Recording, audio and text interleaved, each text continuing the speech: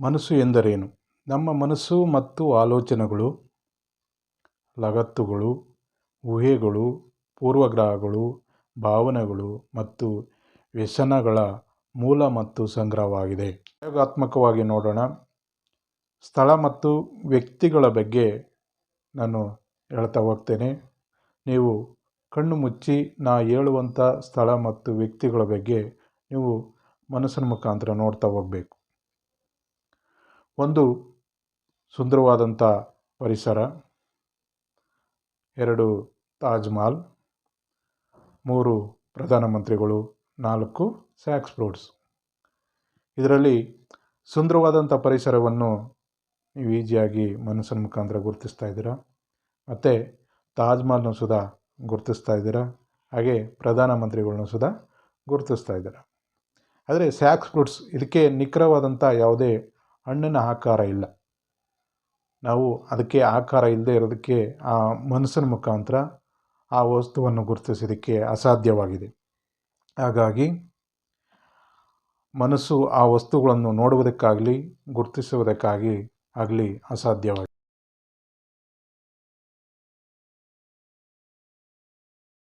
ಮನಸ್ಸು ಹೇಗೆ ರೂಪುಗೊಳ್ಳುತ್ತದೆ?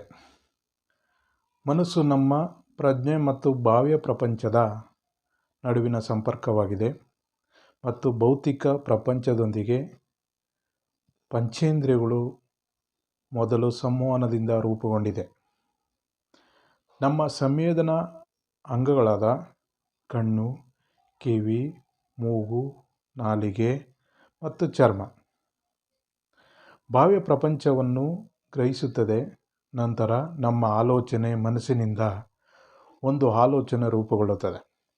ಉದಾಹರಣೆ, ಒಂದು ಹಣ್ಣು ತೆಗೆದುಕೊಂಡ್ರೆ ಕಣ್ಣಿನಿಂದ ಹಣ್ಣಿನ ಬಣ್ಣ ಮತ್ತು ಆಕಾರವನ್ನು ಗುರುತಿಸಬಹುದು.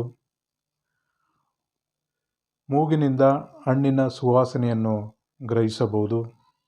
ಚರ್ಮದಿಂದ ಹಣ್ಣನ್ನು ಮುಟ್ಟುವುದರಿಂದ ಅದರ ಹಣ್ಣಿನ ಕಾಯಿ ಮತ್ತು ಹಣ್ಣು ಅನ್ನೋದ್ರ ಬಗ್ಗೆ ಸ್ಪರ್ಶದಿಂದ ತಿಳಿಯಬಹುದು.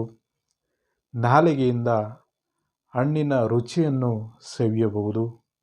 ಕಿವಿಯಿಂದ ಹಣ್ಣಿನ ಚೆನ್ನಾಗಿದೆ ಚೆನ್ನಾಗಿಲ್ಲ ಅನ್ನೋ ಕೆಲವೊಂದು ನುಡಿಗಳನ್ನು ಸುಧಾ ಕೇಳಬಹುದು.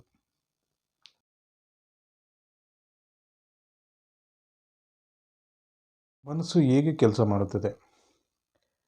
ಗ್ರಹಿಕೆಗಳನ್ನು ರಚಿಸಲಾಗುತ್ತದೆ ಮತ್ತು ನಾವು ಅವುಗಳನ್ನು ಏಕೆ, ಹೇಗೆ, ಯಾವಾಗ ಮತ್ತು ಎಲ್ಲಿ ಎಂಬುದರ ಆಧಾರದ ಮೇಲೆ ವಿಶ್ಲೇಷಿಸುತ್ತೇವೆ.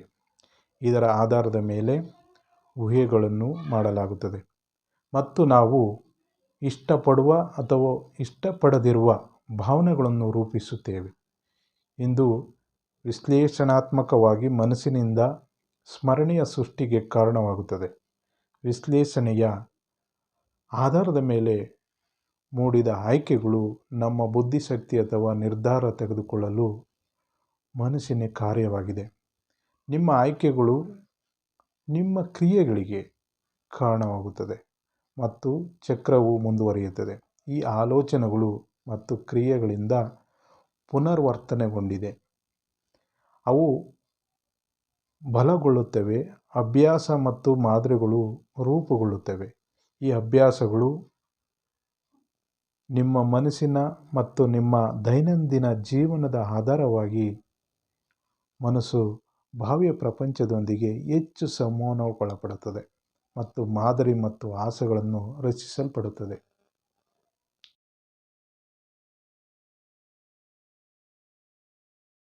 ಮನಸ್ಸು ಹೇಗೆ ದುಃಖವನ್ನು ಉಂಟು ಮಾಡುತ್ತದೆ?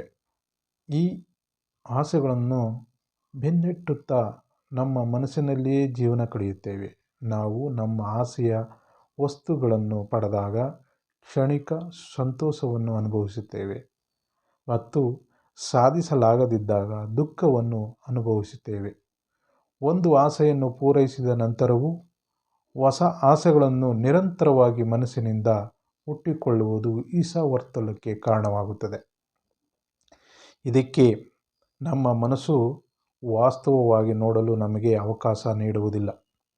ನಮ್ಮ ಮನಸ್ಸುಗಳು ನಮ್ಮ ವೈಯಕ್ತಿಕ ಅನುಭವಗಳಿಂದ ಮತ್ತು ಹೆಚ್ಚು ವ್ಯಕ್ತಿ ನಿಷ್ಠೆಯಿಂದ ರೂಪಿಸಲ್ಪಟ್ಟಿರುವುದರಿಂದ ನಮ್ಮ ವೈಯಕ್ತಿಕ ಮನಸ್ಥಿತಿಯು ಕಿರಿದಾದ ಮಸೂರದಿಂದ ನಾವು ಘಟನೆಗಳನ್ನು ಗ್ರಹಿಸುತ್ತೇವೆ. ನಾವು ದೊಡ್ಡ ಚಿತ್ರವನ್ನು ನೋಡಲು ವಿಫಲರಾಗುತ್ತೇವೆ ಮತ್ತು ನಿಜವಾಗಿಯೂ ಮುಖ್ಯವಾದವುಗಳನ್ನು ದೃಷ್ಟಿಕೋನಗಳನ್ನು ಕಳೆದುಕೊಳ್ಳುತ್ತೇವೆ.